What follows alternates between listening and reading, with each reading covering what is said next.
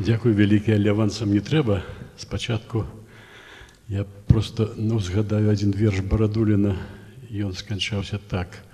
Аб'явіць, як прысуд, паэт, а дакажы не ў мольнай зале. Ну вось, буду спрабаваць даказаць, калі дазволіце.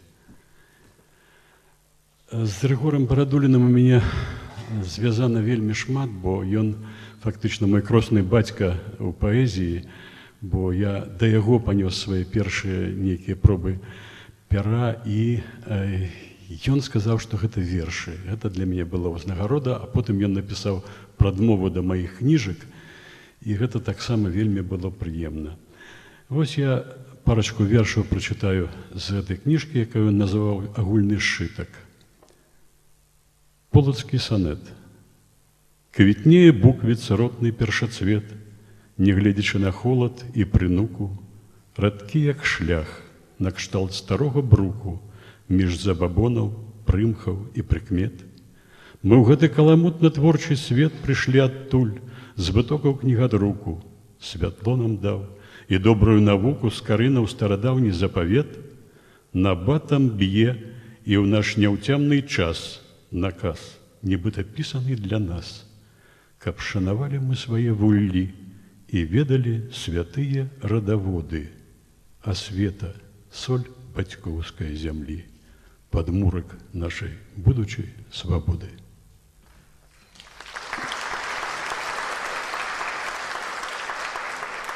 Дякую.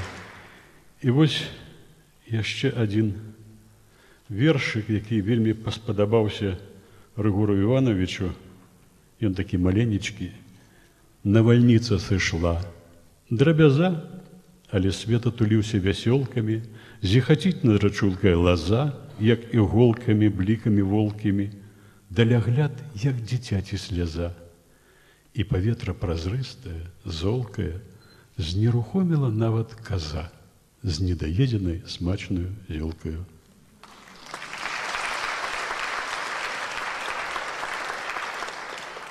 Рыгор Іванович вельмі любіў і усмешку, і кпіны, і нейкія падначкі.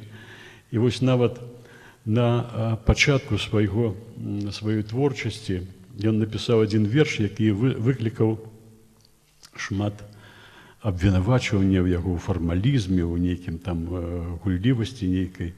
Але гэты верш ўсё-такі застанецца назаўжды. Крытыкі яны сышлі ўжо даўно, а верш гэты застаецца.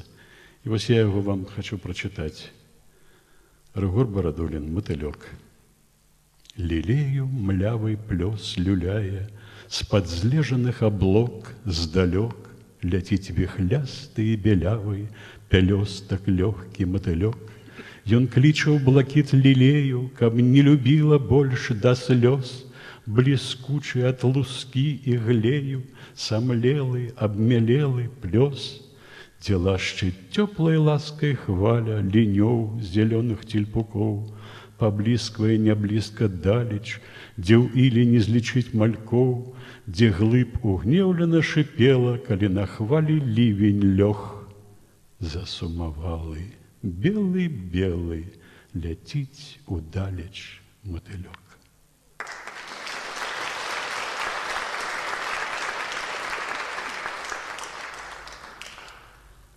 Ну вось, калі мы развітваемся з паэтам, напэўна, заўжды балюча і безумоўна. Але вось чамусьці напісаўся ў мне такі маленечкі вершык, ліхтарык. Не трэба у некралогавым ныцці нам енчыць пра заўчасныя сыходы. Паэт ці памірае пры жыцці, ці застаецца з намі назаўсёды.